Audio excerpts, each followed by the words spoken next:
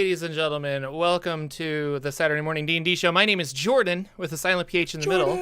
And I'm back from COVID booster awful hell. But that's okay. It's good to get boosted. But boy, it threw me for a loop. So sorry about no show last week. But today I'm joined by my wonderful co-host, Sir Lucian, over there at Sir Lucian Gaming. Say hello, sir. Hello, sir. I have heard, for whatever reason, the third shot seems to hit people pretty hard from the people I've heard that have gotten it. My wife had the same thing. I have not gotten the booster. I felt pretty good, but she got it, and she did get a little bit more sick than she got on the other ones. So that's what I have heard. Yeah, it was... I had a pretty strong reaction to the first couple, though, too. So. Oh, see, I had nothing. Like, I didn't even know I had anything. And that was the rest of my family, and they got the shots, and they were just like, oh, I'm fine. And I got it, and I was like, okay, and I like went to work, and I'm like, I gotta go home. Like, this is awful. And then this was the same thing.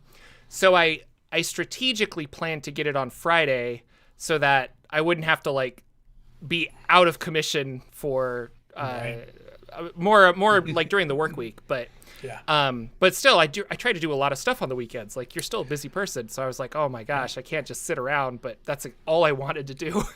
I think we figured out, as Jordan, the D&D character, your dump stat was Constitution. Then you must not have really bumped that up too much. I think you got your charisma too high was the problem. You're a charisma-based class. I think every stat I have is a dump stat, except my hair got like an 18 in charisma. There you go. There was a hair stat. That's true.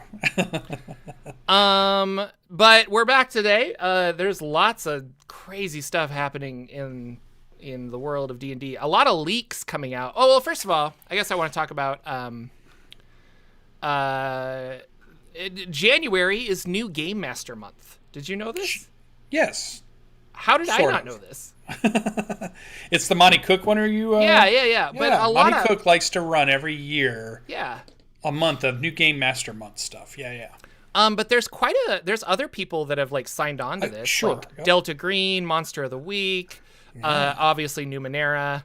But they're just like, how do you play games? How do I start games? I want to do this. And so if you go to newgamemastermonth.com, there's a bunch of really cool resources and information about games and how to just like jump in. I think this show I'm preaching to the choir because I bet a lot of you guys run games.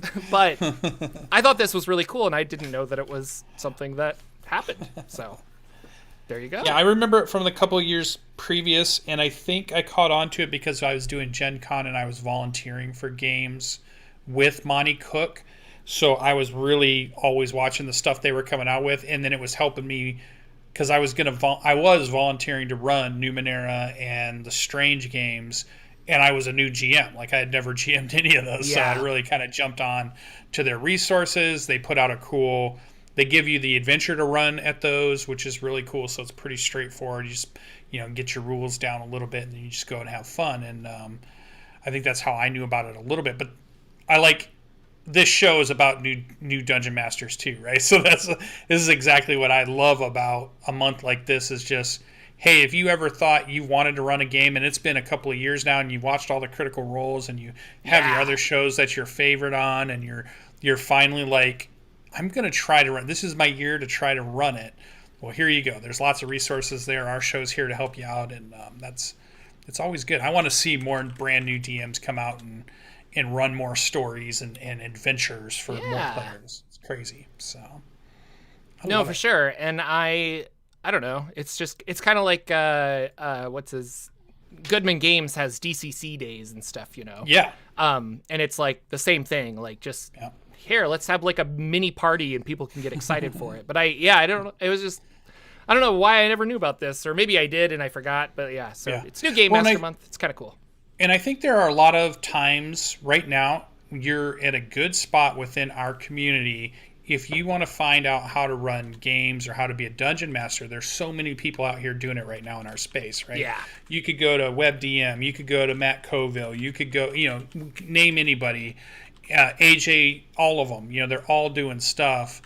But what I think happens with these bigger channels and the channels that have been around longer, kind of like us in some ways too, we keep doing more and more DM stuff, but we start to get more and more advanced, or we start to think about or talk about more about a dungeon master who's maybe been running for a while, and we're helping inspire them to continue running, and we forget, or sometimes we don't come swing back around and say, hey, but there's people who are so brand new, they've never done anything. We got to remember to help them out and refine the type of advice we give to that person who's never run anything, who's never streamed their game, who's never ran their game, who's never tried to put a party together, who's never tried to write an adventure for a session night, who's never tried to prep.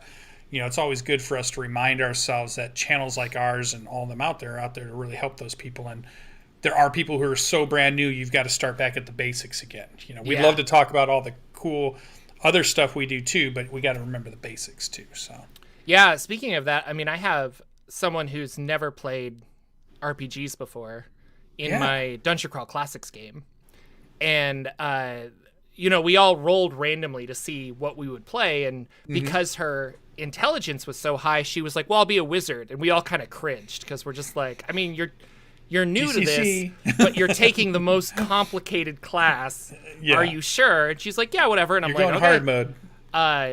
So that happens. But sorry, to go back to what you were saying, starting at the beginning, there's a lot of times where she'll be like, well, I have this like charm spell. Can I use it like this? And I'm like, no. And it's a lot of like, charm says that you have to attack a creature, and a doorknob is not a creature, and you kind of have to like it's still a game at some point. And she's like, oh, okay, and it's not I don't want to imply that she is dim-witted or anything by any means, but it's trying to find the boundaries. Yes, she's never been in like this before, and when there are no real boundaries, like it's like, well, can I fly? I don't know, does your character sheet say you can fly? Because it's magic world, you would be able to if it was part of your character, kind of a thing. And so but it's been a lot of fun. I love that. So yeah, new players will come up with the craziest ways to use something only because they may not have been indoctrinated in the way you're supposed to use it. Like, we might teach them, hey, here's this cool spell called Silvery Barbs, and this is how you're supposed to use it. Here's the optimal use of that. And that's just how all of us that have been playing for so long use it. And then that person will come over and use it for something totally different. Like, can I light a campfire with silvery barbs? And you're just like, I don't know if anybody's asked that yet. Or, you're like, I don't know. Could it? No, Could it do this thing? Could it do this other thing? This was a different person, but the 5e spell Heat Metal.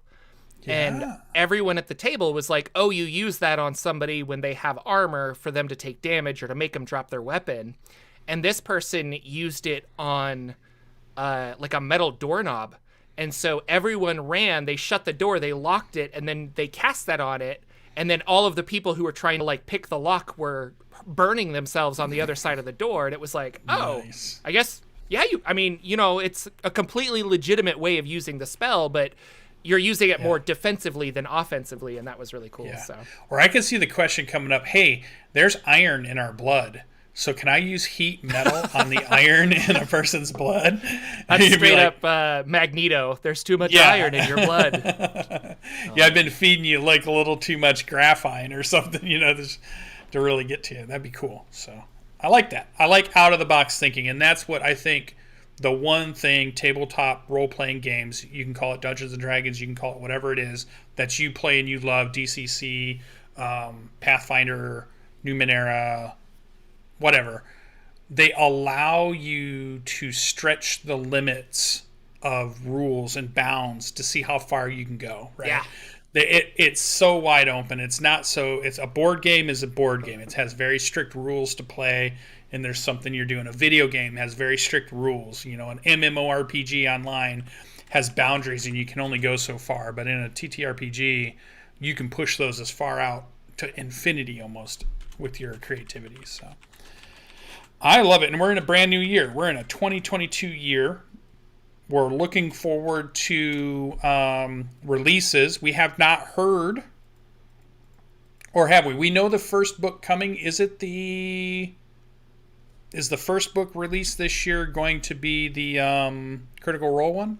Well, there's a couple things coming out. So the Monsters of the Multiverse, which was teased last year, and is currently going to come out as a 3-book package of the player's handbook. Huh? Of books that already exist. Correct, but it's got a lot of changes in it. Sure. So, right, and that was one of the things I want to change or talk about is they have a lot of leaked race changes have come out recently. Yeah.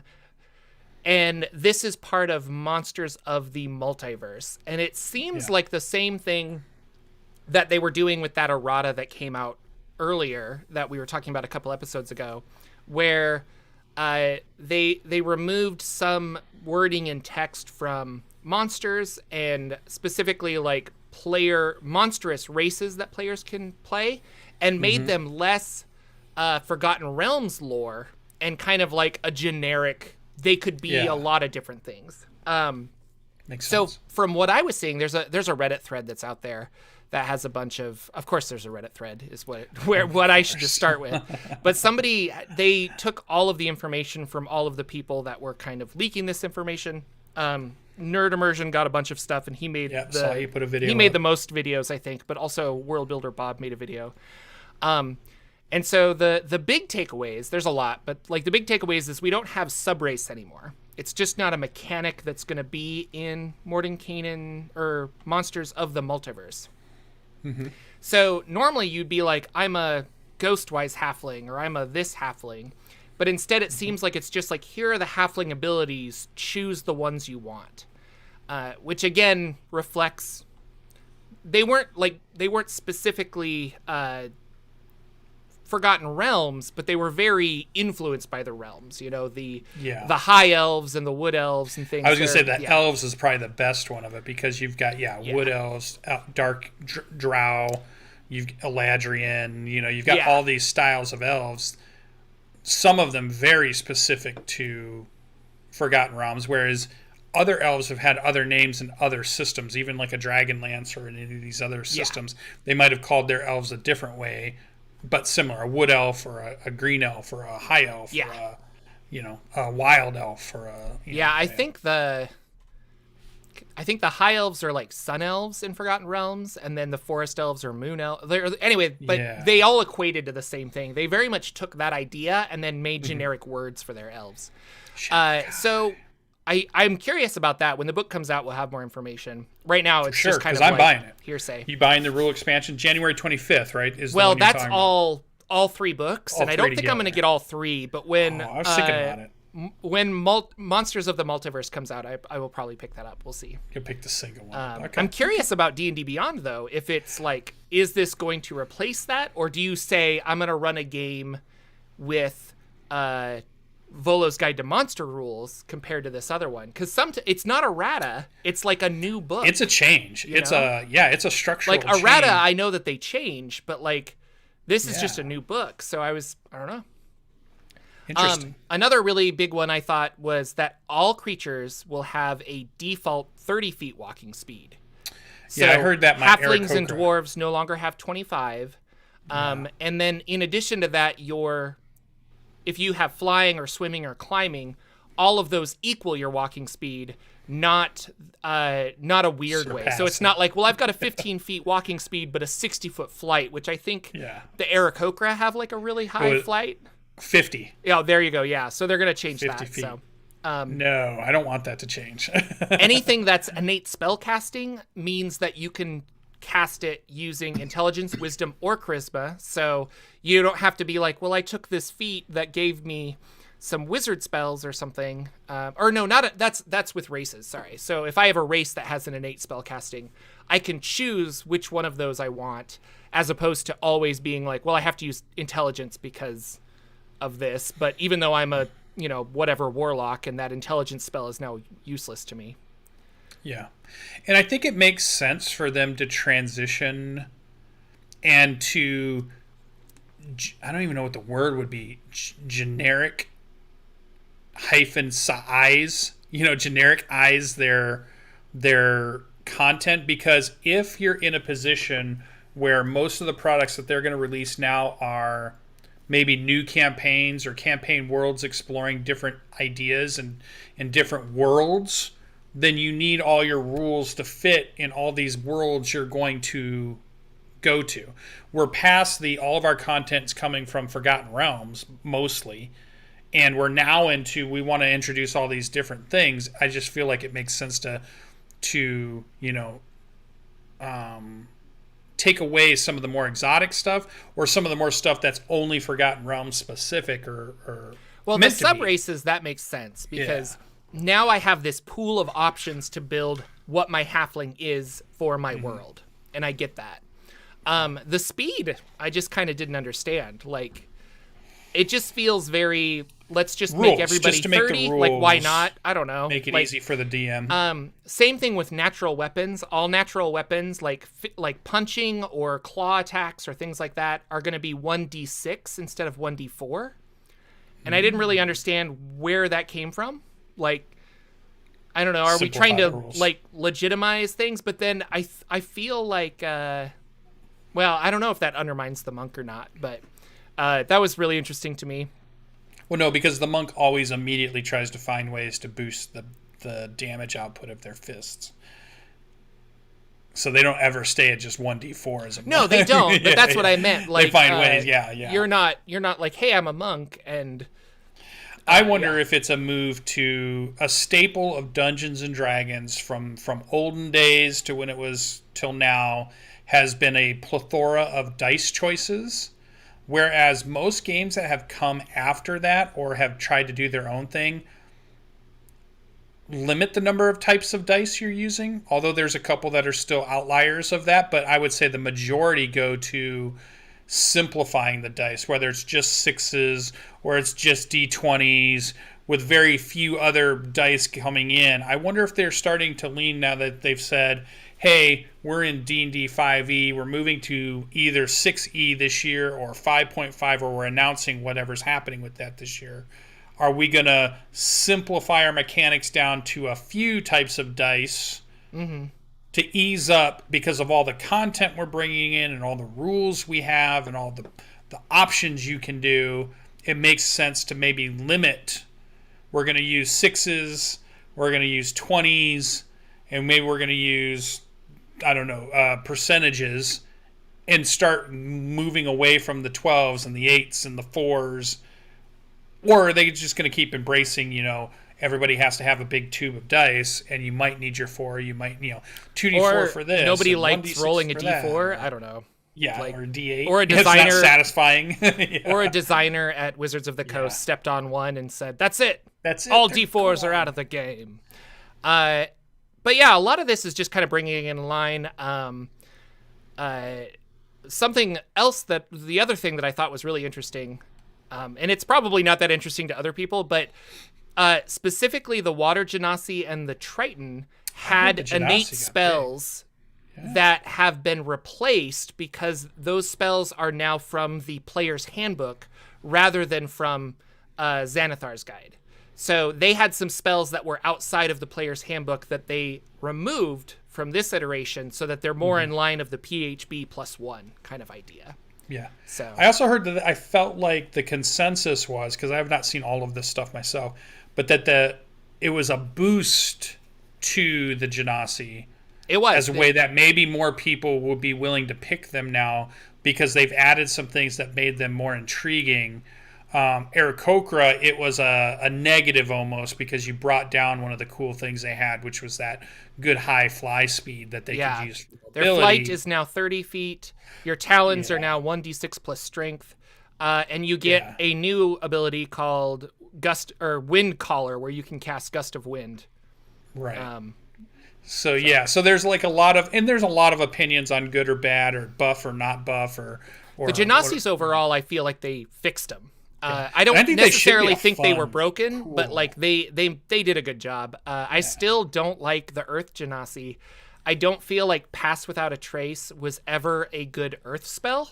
Right. And I was like, I just never really liked that. Stone Skin. Come on, if you're Earth, let's do this. That would be cool. But they and then they gave them the Blade Ward cantrip, which is probably the worst cantrip in the game. But they made it that you can cast it as a bonus action. So it's kind of like, okay, I don't know. That might change it. Yeah, I mean, it might be good. That might change a little bit. But yeah. So. But it doesn't fit the theme to me. I guess maybe call it like maybe shards of stone or something that it's, whirling around you or something. Then it makes Well, that's up to you as the player to change it, but yeah. But just the name of it, I didn't like. Yeah, Blade Award. All right. Well, it's interesting. They're definitely moving us to the direction that they want their new edition of Dungeons and Dragons to go, and the route that they want to be developing new content. We're still waiting to hear if they're going to call it 5.5 or 6e or whatever else, or D&D Next. Yeah, but this is the start. Like, I don't think we're going to get a lot of like Xanathars or Toshas going forward. There might be little spell books here and there and things like that, but you don't think a lot more subclasses are coming? No, I think we will get subclasses, but they just said like subclasses are gone now. They're going to add more options for races and stuff, but I think going forward it will be more like, here's a campaign setting. You're going to use a little bit of options from here and a little bit of options from here, and then you're going to create it, and then that setting will have like setting-specific spells, kind of like Strixhaven, where it's like, this really works for Strixhaven, but it might not work for like every game that you're going to play. Yeah, give you an out. Give the DM an out that they don't have to have it in their game, but here's some options if you want them. So, I like that. Yeah, I don't know. I'm really curious about the book now. I thought it was just a reprint of monsters and updated monster stats, which I was because they are changing how the stat block works. They are changing some of the and we saw that in Fizzbands where they kind of changed not the changes but the formulas of like, this is how monsters are going to be going forward. And so that's 10 days away. Just January 15th today. I'm seeing January 25th for the rules expansion gift set. I assume you can buy the individual books at the same time, just as an individual. Oh, is it a later date? It is a later date for the individual. I missed that. Okay. So the only way to get it now is to buy the box set, but Monsters of the Multiverse will be available separately with its own different cover. These all have like matching covers and stuff, and it would be a cool set to own, but I don't use the books enough anymore to justify buying another monsters I can't another player's handbook, another monster manual, another DMG kind of a thing. So yeah who justifies their purchases these days? That's true. I don't, because I just bought a bunch of stuff. So. You bought Invisible Sun. Let's hear justification. So yeah, I'll put a link in our show notes for the Reddit thread if you want a whole bunch of information. But arguably, by the time you hear this, you can probably Google it, and there will be more information, even more and stuff. Who knows? So if you don't count that as the first book release, because it's kind of a repackaging of other material that's already been released, even though a little bit of it has changed, but two of the books haven't really changed too much. One of the books did. Right. What would we consider? To me, that's not the first book they're putting out. It's the Critical Role is the new expansion. That's the one that's coming. So, that's the okay, because I haven't seen too much on it. I've seen a little. It's their Underworld or Undercity or Under. What's the name of that? Netherdeep. Netherdeep. I knew it was like their underground. Yeah, it's taking place in their. This is a lengthy book on their new continent. Yeah. And arguably I don't follow Critical Role as well as I should, mostly because it's so popular that I'm like, I really should be on this bandwagon, but I just don't have the time. But it's the Exandria expansion, so it's a whole new continent, and it sounds like it's kind of well, actually I shouldn't say. I'm not really sure. But what's interesting is they're releasing this book, Call of the Netherdeep, which is an adventure, as far as I know. The other one, the Wildmount book was more of a campaign. Of a campaign setting, like world exploration kind of a thing. Yeah. But this one is through Wizards of the Coast, but they're also publishing the Tal'Dorei campaign setting Reborn, which is through their company, I think. Could be. I mean, I think they started their own publishing company. This Darrington Press, I think, is theirs. Yeah, Darrington. That makes sense, right? And then I also saw that company was looking for game designers, and they said, like, we don't care if you're old or new, we just want to, like, send us your resume. So they want people to design them some RPGs, which is all part of what I mean. Critical Role is going to take over the world. That is exactly what's going to happen. or they're going Them to or take Matt over Colville, D&D. because Matt Colville's pushing, boy.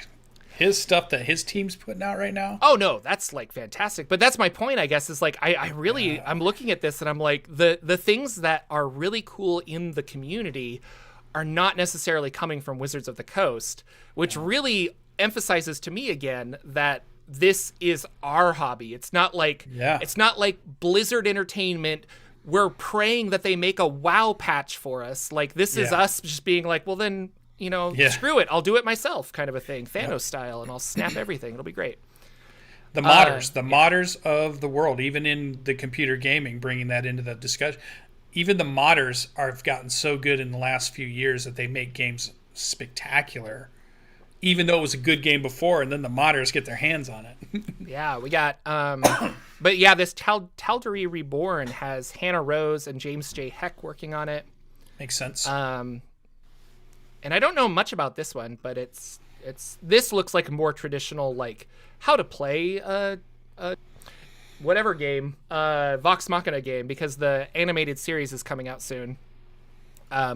Which, if you haven't seen, Lucian, there's a trailer for the Critical Role Vox Machina animated series, and it looks really cool. I did. Really cool. It looks very adult. Yeah. I had not realized they were going very adult. Oh, like, yeah, F-bombs and yeah. You're not letting Oliver watch this for a while. We'll see. I mean, he's so young. Yeah. Oh, let him watch it now when he doesn't understand it. Yeah. When he drops the F-bomb on his mom because you let him watch. What is it?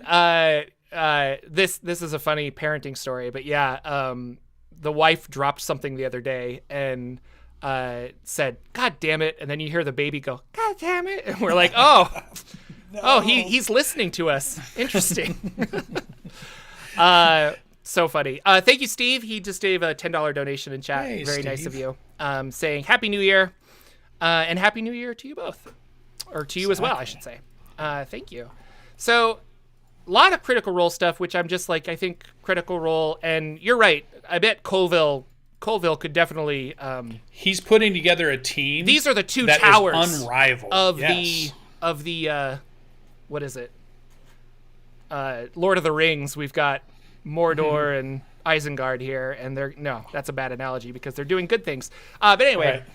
But no, it's funny because it is like Wizards of the Coast is hiring people with like experience and all this other stuff. But I feel, and I don't necessarily know this about Critical Role, but definitely MCDM, they're hiring people that are very passionate about this.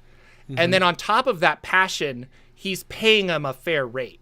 And so they're just like double down. They're like, I'm not being taken advantage of. And they're putting their heart and soul into some of this stuff. And you're right. Like, I mean, Arcadia is great. And when Arcadia comes out as like a bound tome volume and they like rework everything to be like, here's the adventure section, here's this, like that is really smart because it's they don't even have to do a Kickstarter. They probably will, but it'll be like, hey, the book's done. Let's just print it again. Like, it's play tested to hell. Like we've had a whole year of play testing with this stuff, or I should say public play testing as it is out in the world. So, and even the other companies are really pushing the boundaries for Wizards of the Coast to keep up because the stuff that Monty Cook puts out is by no means subpar. It is on the level of Wizards of the Coast or higher. No, Tolis is amazing. Paizo is putting out is at a very, very Kobold Press, all these other groups that we've been talking about, 2C Gaming, they're all putting out stuff that's at a level of quality that really pushes the King of the Hill at the moment. We all know who King of the Hill is, but they may not be there for long. I mean, that hill is getting shorter and shorter as the competition gets higher and higher up on that hill. And it's just good for us because that just means we get all the goodies. It is. It's getting to the point where you can't really consume everything though. No, and we've said this before, so like, all these new adventures come out by Wizards of the Coast, and I've ran one of them. I've read all of them, but I've only ran one, and it's kind of like, and a lot of them, I'm like, I don't really have any interest in Descent into Avernus after reading it, but I do really want to run like Tomb of Annihilation or these other ones, And That was really good. I just find it interesting that like I can't keep up with the amount of content, and that's just Wizards. And then if you add all this other stuff, it's like, oh my gosh, like, and then if you're me, you're reading back over all of this second and third edition stuff because you're researching videos, and then you have lots of ideas for campaigns that you can't naturally play. But yeah. But speaking of third party, our last bit of news is Kobold Press is teasing Tome of Beasts 3, which will be their 4th monster book. And this is going to be another Kickstarter with 400 monsters. And if you haven't checked out the other Tome of Beasts 1 and 2 and Creature Codex, those are excellent books. And the monsters are a little more, they have a little more oomph to them. They're deadly. They match their CR. I feel like they do. In the idea that we don't really know what CR is, but like when you're level 8 and someone's like, well, that's a CR 14. I think everyone at the table, they don't really know what that means, but they'll step back and be like, should I be scared? It's supposed to mean a 14, a level party of 14 average levels should be taking it on, not 8 levels. But they've always knocked it out of the park with art and the flavor text of the monsters and stuff. And I love using these monsters. I wish there was I wish they could be wrapped into D&D Beyond, because when I run 5e, D&D Beyond is so crucial to me now that it's like, I just want all of these monsters to be in there as well. And you can go to Kobold Fight Club, which is a great repository, but they don't have, or maybe they still have monsters, but they don't have the stat blocks. They just have page numbers, but it's kind of a good way to build a thing. So I have no idea when that launch is happening. But you can go to koboldpress.com/Tome of Beast 3, and they have a little be notified on launch kind of a thing. Yeah. So. A Dungeon Master tip for that new Dungeon Master month is that most of your players are D&D fans, and most of your players that you gather these days may have or will buy some D&D books, so they kind of could read or know about the monsters you're throwing at them. Most of those newer players won't have heard of Kobold Press. So if you throw Kobold Press monsters at them, they'll have no idea what's coming at them. They'll have no metagaming opportunity. They will have no preconceived. It'll just be a surprise. And that's what you want in games. One of the coolest things in any Dungeon Master's game is when you surprise your players and they just had no idea what was about to happen. Yeah. And then it did. So pick up a couple of these resources for your newer party, or even for your if you're playing with people that have said that I've been playing since the 80s. Well, that's perfect, because these monsters they've never seen. They're not ready to. Most of them haven't seen those. No, and I love it. Just I take a lot of monsters and put funny hats on them. I'm like, I don't know. This is, and when I say that, I mean you take a fire salamander and make it some kind of acid salamander, and then you change a lot of its attacks to kind of be acidy or something. Right. But a lot of these monsters you don't you're just like, I kind of need a monster made out of sand that's undead, and then you start flipping through it and you're like, oh wow, okay. Or my favorite thing to do is when I have writer's block for a campaign, I'll just flip through monster manuals. And you're just like, oh, let's do a monster session. Not creating a monster session, but just being inspired. And that's how, when my players were running through the desert, that's how I came across the Oozasis, which is a oasis the size, or an ooze the size of an oasis in the desert. And that spawned a whole 2 days of what is going on in combat, and just our players found this weird oasis that people were sacrificing oxen into, and they're just like, what? It was a lot of fun. So very good. Yeah, so I'm excited for that. I like the art mostly with the Tome of Beast stuff. I like all of it, but I think Kobold Press, they're doing really good stuff. For sure. Really good stuff. Yeah. And then I was going to talk. We have a couple talking points. And maybe we're on, because I noticed you didn't update this. Are we on the same show notes? I don't think you are, because I'm thinking, what notes are you on? Because I'm on the one from the drive. Are you on the 2022 show notes? Or are you on the 2021 I'm on 20. I put in 2021. Yeah, it's a new year. You're right. Well, hey, let me tell you my show notes. All right, let's go. Because I put them in there. Well, some of them were the same. Adventure League is running some virtual events January 21st through 23rd if you're looking to get into Dungeons and Dragons Adventure League stuff, which is kind of, we started looking at that stuff 2 years ago when we were kind of getting the show running, and we were both getting back into 5e and doing stuff 2-3 years ago. We haven't talked a lot about Adventures League, but they're at least running some, new events out there that you can get a hold of, and they've got a website out there in the notes. The other thing that's big that's coming up, January 30th at noon opens up Gen Con badges. So if you're thinking about doing January 30th, stuff, really? That early? January 30th is when they start to open registration up. So keep that on your calendar. Man, I want this virus to be over so quickly so I can go back to Gen Con.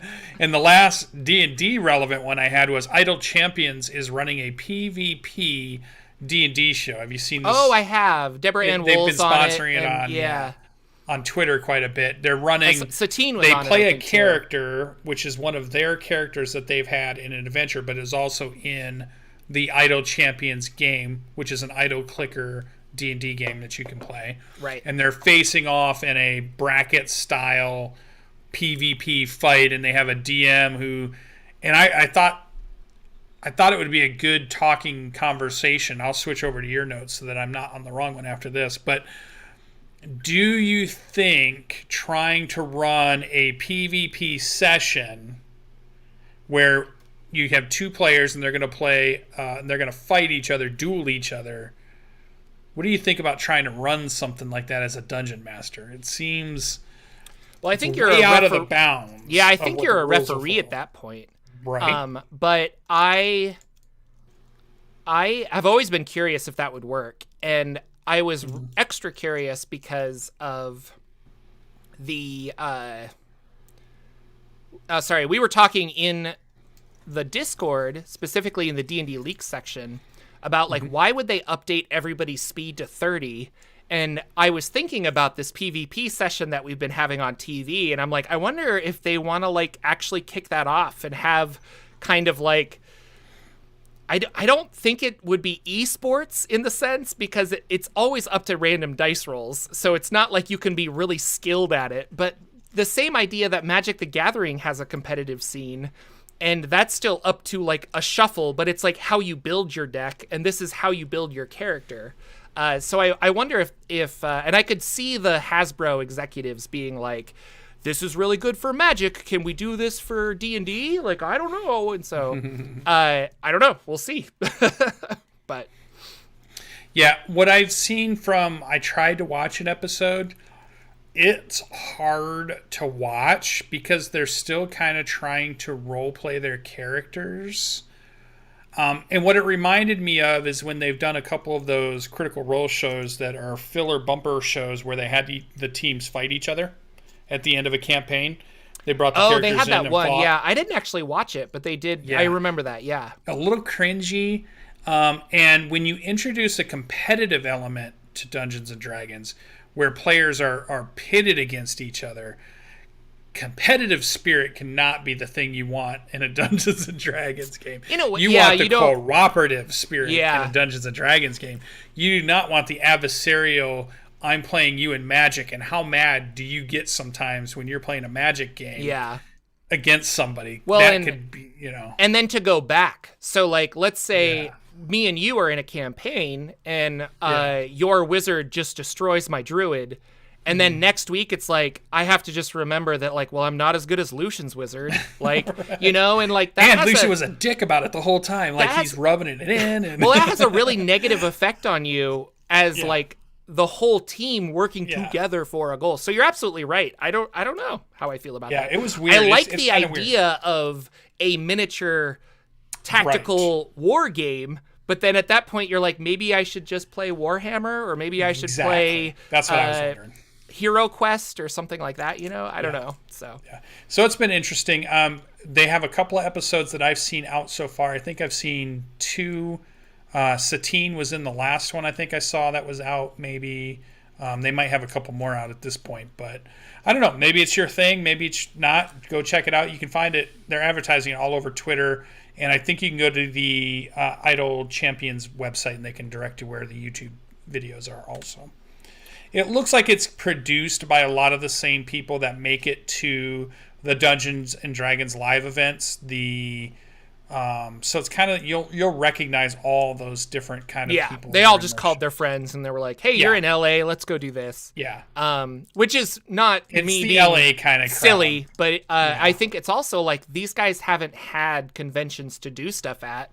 So good on them. They're trying to like make some kind of entertainment and do what they have. I mean, because they're entertainers and you're just like, there's nothing I can do. So. Oh, I know one other thing I didn't put in the notes, but I just remembered it. One other thing I've been seeing cruising around Twitter a little bit and then online is they're starting to take reservations for the Dungeons and Dragons in a Castle. Yeah. Which is the thing where everybody flies over to England and they play Dungeons and Dragons. It is very expensive. But if you haven't spent money in 2 years to go on vacation because of COVID, maybe you've saved up 2 years of vacation. Well, that could be too. Yeah. But I'm thinking the people who maybe saved their vacation money, maybe now could be the time to go. My wife wants to go to England. She doesn't want to play Dungeons and Dragons at all. But if she can get to England, that's good enough. So I don't know. I keep thinking about maybe could I sneak it in? Would she let me play Dungeons and Dragons while she's out? Oh, for sure. Touring castles or something. No, it could be a lot of fun. And I know that V, the Crafting Muse, she did it. Nerdarchy did it. There were a handful of people. Satine was there, I think. And so, like, if those it's are your the thing, same names I'm it could be seeing fun. Like, and I hear it could be a lot of fun. So, and they actually had Jeremy Crawford, I think, was there one year. But yeah, D&D in a castle, boy, kind of expensive, but could be a fun. It's kind of like those like fan cruises where it's like a Star Trek cruise and you get to meet the Star Trek people that are on the cruise with you or something. But D&D cruise would be fun. I mean, not with COVID. I don't think I'm a cruise person in general. I don't know if I would really enjoy being on a boat, but I would like to play a lot of D&D, so who knows? Yeah. Very cool. Yeah. All right, back to the regular notes. Did you have anything else that we missed there? Oh, yeah, talking points. I just have some talking points, which we can choose to talk about or not. I am reading a Keith Baker Eberron novel. I heard that. So I'm having a lot of fun with that. It is called The City of Towers. It is book 1 of the Dreaming Dark series, 3-book series. 3 books, okay. I didn't know if I would enjoy an Eberron book or a Keith Baker book. And I don't want to sound mean when I say this. I don't think Keith Baker is the best author, I guess I should say for this, but you can tell his love of Eberron in the text, like, immensely. Like, yeah, I think I could see him being a great designer and maybe not a top-notch author, so he's okay in an author, but a top-notch designer, I could see that. But it's one of those things where I'm like, he's so smart when it comes to Eberron, obviously, because he made it, but like world building. And he just has such a love for the world. But I will say that I'm reading this book. I'm about halfway through it, and the reason I'm reading it is I am trying to get this D&D book club going, but adding the fact that I need to get through novels that aren't I need to get through reading material that isn't Jordan reading lots of old D&D supplements for videos is proving difficult. I do love to read, but when I don't have a timeline, I just kind of read for fun, and it's awesome. The minute I have a book club, I have a timeline, but this is the experiment. We're going to try and get this done by the end of January. But what I wanted to bring up is, like, read some of these old Dragonlance books, read some of these Eberron books that I've never touched, Forgotten Realms, all that stuff, because this has been a wealth of information for a campaign. And I know that it's set in Eberron, but like I have so many ideas about an Eberron campaign now that I want to run one so bad. I was just like, that's what I was wondering. If you start to read the book, then does it make you want to run the campaign? Oh, like 100%. And I'm just like, oh my gosh, and like the Dragonmark houses and all that. And like I'm just going crazy with ideas. And I have a little journal that I've been writing down ideas for campaigns that I want to run in Eberron, or like things that I just want to try in games in general. So if you want to be inspired, like, although some of those books are kind of like campy and cheesy, they can be really fun too. Yeah. And they can be like a lot of information. So Well, as you've known, I have been in probably for the last 2 years solid. I read every single night, and I'm into the lit RPG genre of books or dungeon core books, or it's a set of books where somebody's transported into a game world, and now everything they live is gamified. So you can gain experience, and you can pick classes, and you're now in this new world, and you're stuck there. But in some ways, you're not stuck, because this is the thing you've always wanted, just being somebody who, is just a computer gamer or just a regular gamer, and now you get to kind of live that out, whereas you never had that chance. So it's all these stories. That's what lit RPG is all about. It's about gaming turned real. And there are so many authors in the space, and I'm finding book after book after book, and I'm burning through them. And then, like, as I'm reading, I'm like, I want to run a campaign on that kind of system that he just talked about. I want to, they gain cores, and if they absorb them, then that's where they get abilities. Or in another one, it's about, you gain your experience, and then you can pick your class. And then some of them there's an AI that's running everything, and it kind of looks at your attitude and your whole makeup of stuff, and it offers you a unique class that's best suited for you, because it has direct connection to your brain, because the way you're playing the game is through like a virtual headset or something. So it knows all about you, and it uses all this stuff to figure out what you would like, or what is going to be the coolest thing for you, and then it makes a class that gives you all of that stuff. Right. And I'm just like, oh my God, why don't we have a game like that? It's just like, how do I not get into Ready Player One? It's like books like Ready Player One, basically.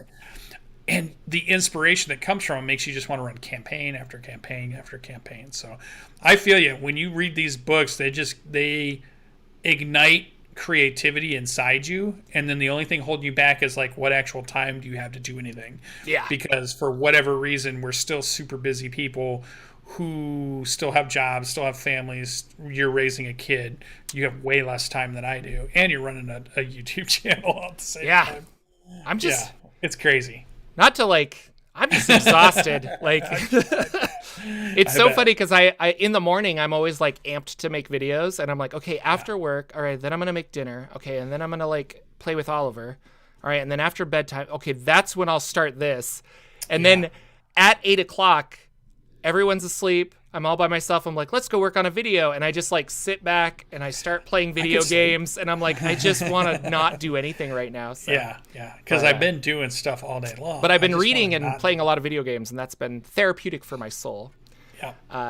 So I am a big fan of Sly Flourish, and we've actually been chatting on Discord a little bit. He's a really cool guy, and he has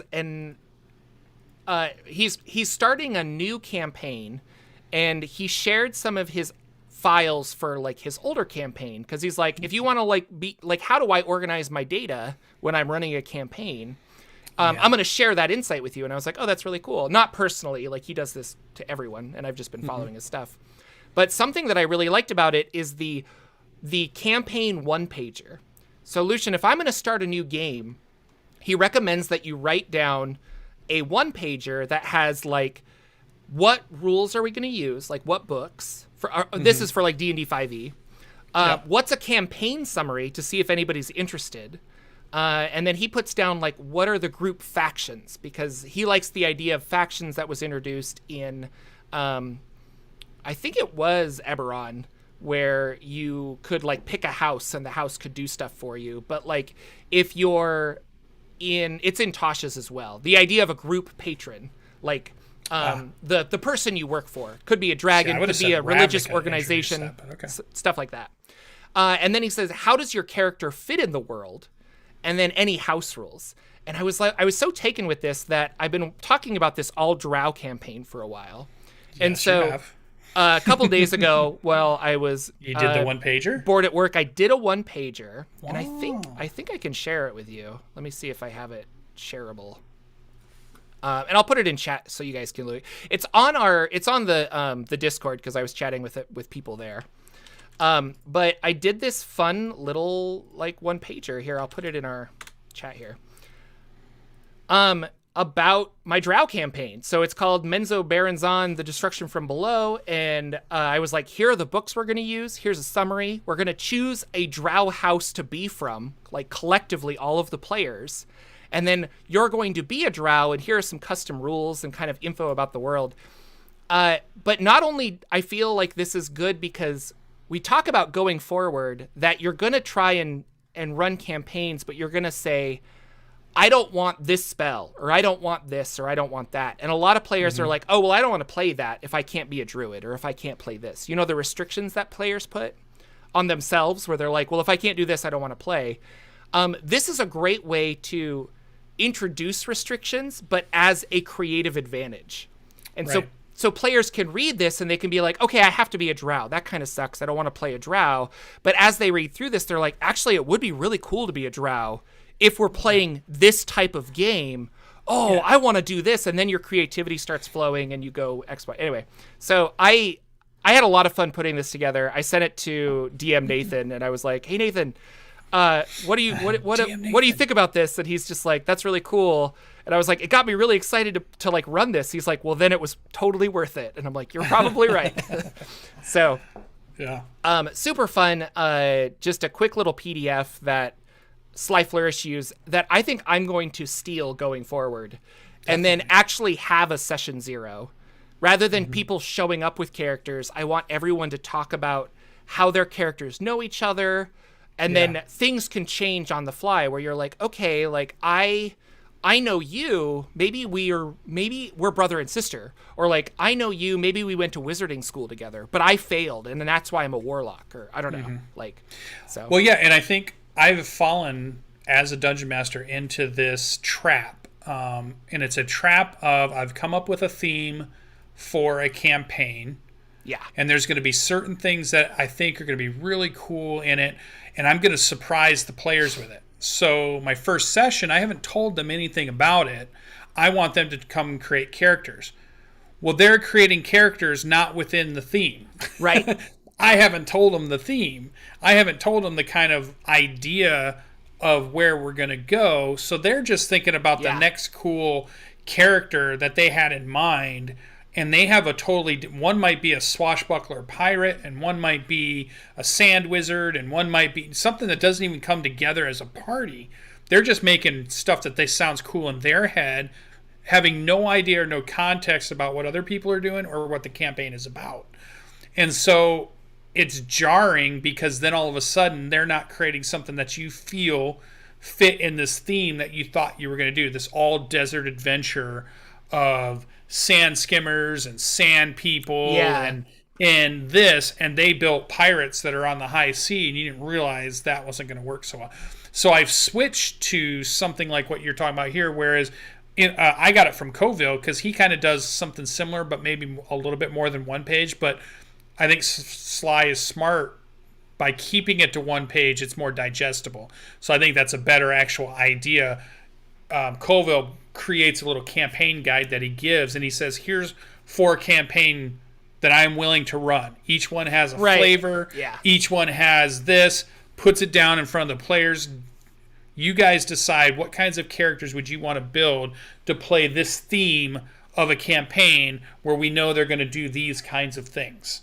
And then go from there and let the creativity. And I've always thought that has led to a much more fulfilling role-playing game than if everybody comes and it's all a surprise. And because as a dungeon master, we want to surprise our players, but you're also, don't be surprised when it kind of messes up what you thought was going to happen because you never told them. Yeah, and just I don't know, like I think the reward for, wow, we just did a really cool synergy is actually higher than the reward for surprise. Yeah. And that's something I'm discovering where I'm like, I also kind of want to surprise my players, but it's really fun for them because it is fun for them to like explore the world. But if I do like actually plot it out, they can still be surprised. It's not a shock, but I think the idea of like the synergy is a lot better. But they're also part of they're part of the world in that way, and that's too, better than being alien to it. Exactly. It's like, no, you're here, you know people, you probably have resources. And if I'm gonna run an all drow campaign in Menzo Baranzan, then it's like, well, you need to be of this world and you need to know you have how to have it a operates. theme to that. Yeah, you have to understand the types of adventures we're going to go in there, the types of things we're going to do. Is it combat? Even just knowing we're going to be a little more combat heavy versus, hey, this is going to be a very diplomatic, we're going to parties and trying to figure out mysteries and the whodunits campaign versus we're dungeon diving or we're exploring a world. Those, you have to even put that kind of thing out there so your players kind of get an idea of a character that even fits there. Yeah. So they don't build something like they build the ranger who has all this great stuff that happens out in the woods, and then you keep them in Waterdeep because you're going to be doing, political intrigue inside of Waterdeep in the 13, right, or whatever. And the ranger's like, well, that's great. There's no forest here inside Waterdeep for me to be cool, right? So yeah, I think it's a great idea. And he always has good ideas, really. Oh, man. That man is a wealth of information. Super cool. He puts out a lot of good stuff. But yeah, I actually I haven't played games for the past couple of weekends because I was out. But let's talk about Dungeon of the Mad Mage and what's going on there.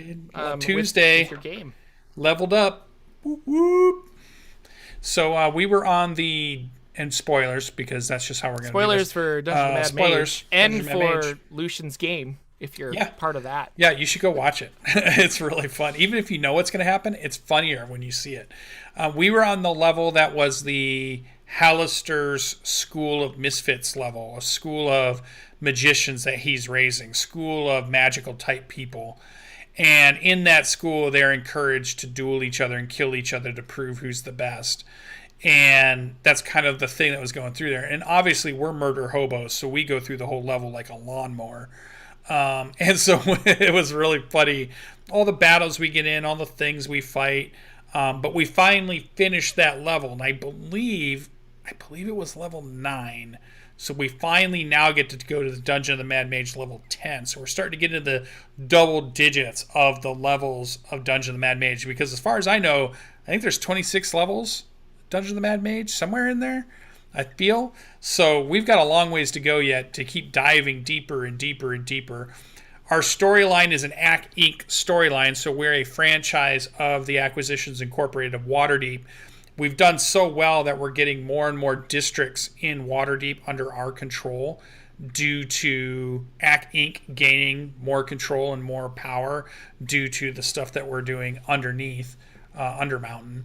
And we leveled. So I got to be I was a 7 fighter, arcane archer, level 3 Twilight cleric. I had to make the decision, either go 8 fighter, arcane, go 4 Twilight cleric, or multi-class somewhere else, which I think would be too diluting the character. I decided to go with 4th level in cleric, and I'm going to keep moving up in cleric at this point, I think. To get more spells and more versatility with my arcane archer, who is still really, really good. Aarakocra, sharpshooter, arcane archer is really fun and hits really hard. It's great. The characters are fun. Danimal from Down Under, he's our digital dungeon master from Down Under, our Australian dungeon master, does a great job running the game. What I like about it, it's unique, is because he's running his family and his home game just ahead of the game he runs for us online, which is me and my friends, and which have become his friends too at this point. We're all really good friends, but they were all pretty much my group at that point. And so he gets to see how the adventure runs with his home group first, and he's super prepared when he runs it for us, which is really fun. I think it's a unique way as a dungeon master to kind of go through it. So you've got like a test run, and then you've got the real thing coming through after that. And he loves to tell us about the differences. Like, my party never touched that statue. Your party went in and put their fingers on it immediately, and this whole different thing happened. Or this party, they wanted to do this, and your party seemed not even interested in a moment for, so we get to hear about the differences, which is really fun. And I think for a dungeon master, it could be pretty fulfilling. I have not done this myself, but I keep contemplating it, where you're running 2 groups through the same thing, so you're prepared. Your preparation isn't as much. You're ready for it, but to see just how the groups handle things differently, different personalities, different synergies, handle situations differently, and I think that could be fun for a dungeon master to be the spectator of.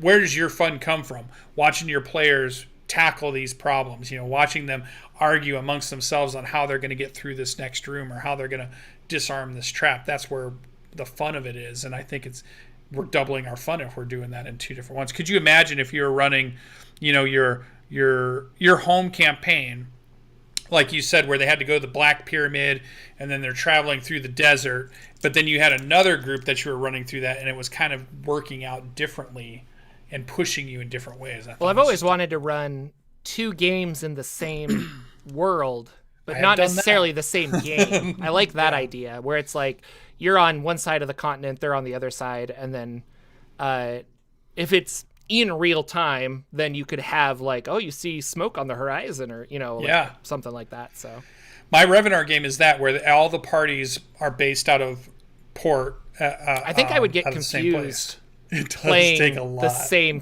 or playing the same adventure twice with 2 different parties at the same time. Like I would be confused, but maybe not.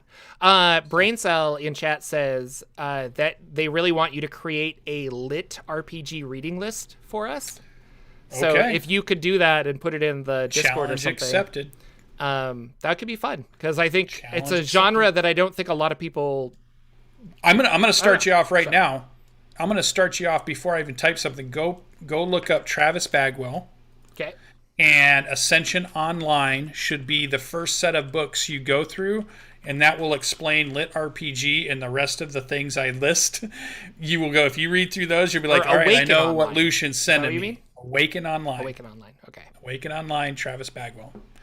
I have, because we have, they're all free for me, because I think we're doing my wife has the Kindle and the Amazon thing linked together, that because of our Amazon.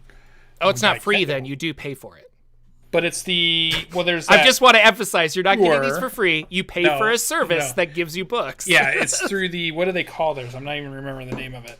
It's the cheap, Kindle subscription thing, yeah. Yeah, super cheap, so that you can read all these books, and there's tons and tons of them. Yeah. I don't mean totally free. I mean free because we're on this service. So I'll give you that one, and then I will go to the Discord, and I will post some of the other ones I've already read, and I'll even post the one I'm currently reading, which has been really good. It's called, it's the first one of its kind that I've tried like this, Goblin Summoner.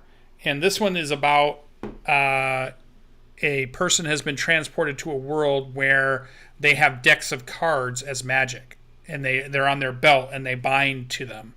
So as they go through the world, they can use their magic to fight monsters and go on adventures, but they have the cards. So it's kind of bringing in a little bit of the Magic the Gathering or into Pokemon in a way. Yeah, those kinds of things. So I haven't read one like that before. This is my first one I'm going through. It's been pretty fun. It's been interesting.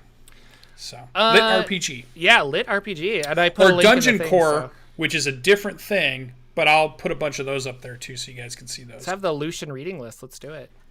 Man, I'm loving these books. And what's good about them, you might like this for your reading, because you're having people read, Keith Baker's, and you don't want to do like 1,000-page books. You want to do digestible books within a month's time, right? It can't be so big that you can't get through it. For the average reader, I understand that there are people that like chew through a 1,000-page book in a week. Right. And I also really love to read. It's just finding the time to do it. So I want to have like something that you could finish in 3 or 4 weeks. Yeah, these books on average you can probably finish if you read every night in a week and a half, maybe 2. And if you're more slow paced, you'll definitely get through it in 3 or 4, because they're typically only 300, 400 page books, but they're writing lots of them and the story continues, and they're by authors. By no means, these are people that are just putting it up on Amazon, sometimes not even through publishers. They're just using Amazon themselves to do a self-publishing. So you'll see some writing errors in there. You'll see some, because they're self-published. They're not using editor stuff, but they're still good stories. So I enjoy it. Very cool. I enjoyed it a lot. Ladies and gentlemen, that is our show for today. We got through the whole thing. We will be back 20. tomorrow. We will not be back. We'll be back tomorrow. Next week, we'll be back with another episode, and maybe some more information on these monsters of the multiverse stuff. I'm curious. Although I think everything about that's been pretty leaked, so we'll probably have to wait for Critical Role books to come out next. But I can always talk to you ad nauseum about Old School Essentials and all of the tabletop RPG zines that I'm buying. So take your drink. Anything else before we take off, sir? That is it. I'll bring some Paizo news next week. I will bring some. I'm just waiting to see what the announcement of the next book after the one we know. Yeah. Because we're supposed to get into some things that have been hinted. They haven't told us what they are, but we're all ready to hear what they are. I don't think we'll hear anything. Are we doing Spelljammer? March, but we'll see. Are we getting Spelljammer in March? That's what I want to hear. I bet. I bet we are. All right. So, all right, guys. Thank you so much for watching. Like, share, subscribe, tell your friends about the show, and we will see you all next time. Take care.